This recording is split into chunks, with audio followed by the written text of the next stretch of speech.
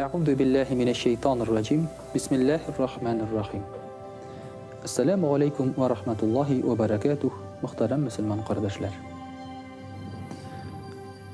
Mana agarda masjidga kelsak hamda mullo bilan silasha boshlasak, o'zimizning turmushni silasak yoki turmushimizda bo'lgan mashaqqatlar to'g'risida silasak, bizga mullo shulay deb aytadi. Sening gunohlaring ko'p dey. Ana gunohlaringdan tavba qildi, gunohlarni qilmadi, ondan so'ng sen aybat diris etib yashay boshlarsan dey. Mana shu gunoh degan so'z narsani anglatar ekan so'ng. Gunoh degashni biz ko'z oldina keltiramiz nashar aybirlarni. Bu gunoh, bu gunoh, bu gunoh. Ammo kishiga aytsang, masalan aytam, g'adi misol aroq ichish bilan. Kishiga aytasan, aroq ichma gunoh. Ularning uchun bir narsada anglatmay. Gunoh narsa degan so'z so'ng. Ey, tege babaylar aytadigan so'zdir endi u. Gunoh bo'lsa da gunoh endi u.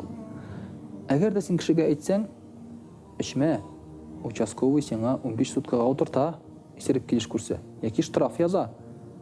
U ayta, qaralidi, buning jazosi bor ekan dey. Yaramay ekan bu dey. Ularni anglay.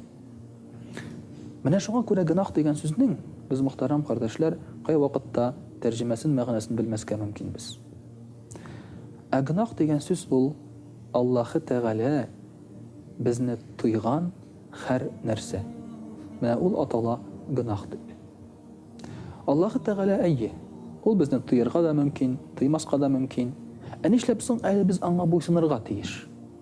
Nishlab so'ng ali biz shu gunohni qilmasga teyish.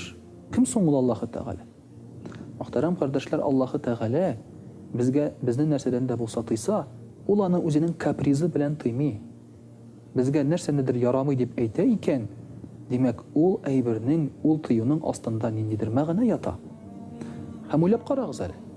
Gunoh degan so'z ostida, tuyular ostida kishini yo'qqa chiqaruvchi, kishini buzuvchi, aning shaxsin, turmushin, g'aylasin, salomatligin, hatto davlatin yo'qqa chiqaruvchi aybirlar yota. Shuluq urlovlar, o'tiruvlar, shuluq ishuvlar, shuluq tortuvlar, shuluq zina qiluvlar. Ya bo'lmasa zinadan balalar tabular, haram rizq oshuvlar, bular endi salomatlikka qog'ila. Mana muhtaram qardoshlar, Alloh Taala tuygan har narsada ul kishini saqlov uchun aytilgan so'zlar ekan. Shunga ko'ra da bu aybirni gunoh deb aytilsa, bu kimningdir kaprizi deb qabul etarga kerakmi? Demak, seni yo'qqa chiqaruvchi, seni ziyon keltiruvchi aybirga aytilgan gunoh deb. Ayyi, bu Alloh Taolaning so'zin bizani bo'ysunib, anga bo'ysunib gunoh qilmasga tirishamiz. Ammo anglaymiz, gunoh qilsak anga ziyon kelmay, o'zi bizga ziyon kelajagin. Vassalamu alaykum va rahmatullohi va barakatuh.